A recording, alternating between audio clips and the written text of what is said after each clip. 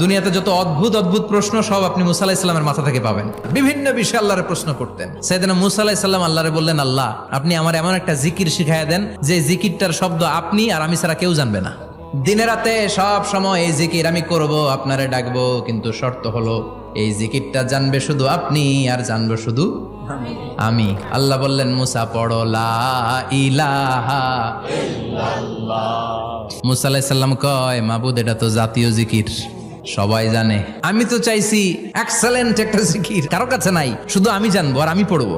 আল্লাহ বললেন, মুসা এই লা ইলাহাকে যদি এক পাল্লায় রেখে দাও, তাম বিশ্ব, 7 আকাশ 7 জমিনটারে তুলে যদি তুমি আরেক পাল্লায় রেখে দাও, লা রাজাহাত কাফাতু লা ইলাহা ইল্লাল্লাহ, মুহূর্তের মধ্যে লা ইলাহার পাল্লা ভারী হয়ে যাবে।